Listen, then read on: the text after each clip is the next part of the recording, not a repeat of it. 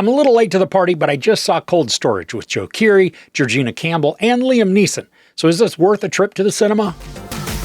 When a highly dangerous fungus escapes from a secret laboratory, a former bioterrorism agent is called back into action. Alongside two employees, he must confront an invisible and out-of-control threat. The premise for this sci-fi horror comedy is something we've seen play out more than a few times in films. Think The Thing. Bits of Return of the Living Dead, even similarities to Invasion of the Body Snatchers, which, funny enough, at one point Joe Keery's character is reading The Body Snatchers by Jack Finney, which the Invasion films are based on. But for the plot, a few decades before the present, Liam Neeson's character, along with some others, go to investigate some crazy and deadly outbreak, which ends up being so toxic and virulent that it is sent to an underground secure storage unit and then forgotten about, of course. Flash to present day, where Keery and Georgina Campbell are security guards at a self-storage facility, and they inadvertently stumble upon the nasty that's going to wreak grotesque havoc throughout the story. What this film excels at is crafting some disgusting and creative visuals for the infected. There's a unique mechanism for the toxin, for lack of a better term, which it uses to propagate.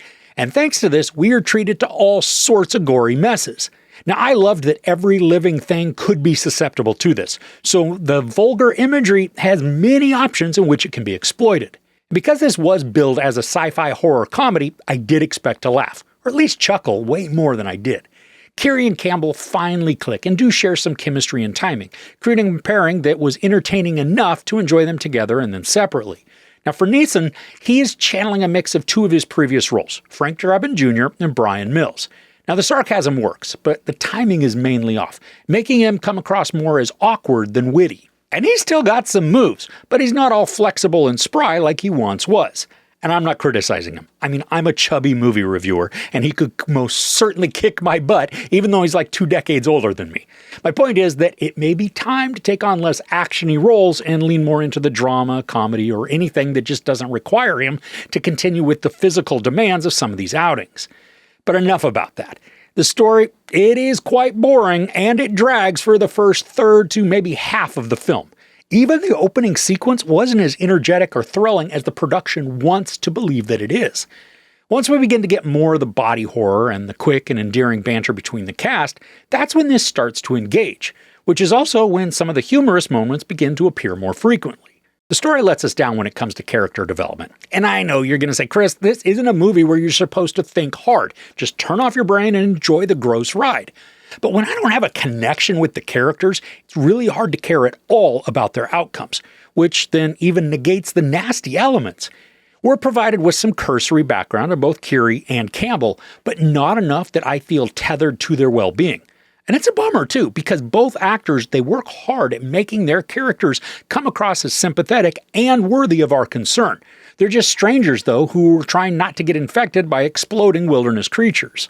And the lackluster character building is surprising because the screenplay is written by the dude who gave us Jurassic Park, the first Mission Impossible, Spider-Man, and many other popular titles. Ultimately, at 99 minutes, this is still too long of a movie. The beginning is rough, which can be excused, but the lack of dread, humor, or suspense detracts from the spectacular foulness of the special effects. While their 3 lead actors, they do turn in a fine performance, the real reason to even give this a go is for the nasty, gross-out moments of gory goodness. Slow pacing, minimal character background, and a generic premise that fails to fully lean into the campiness it could showcase make for an unfortunately lackluster cinema experience. Maybe once it hits VOD at a discounted price, it might be worth it, but there's so many other choices that utilize similar concepts and do them phenomenally better, so it is tough to recommend this. There's no sex or nudity, a ton of profanity, and then a lot of gag-inducing violence. I give Cold Storage 2 out of 5 couches. What's your favorite horror comedy or sci-fi horror? Heck, just any combination of the 3. Let me know in the comments below. If you enjoyed this review, please give it a like. Also, don't forget to share and subscribe.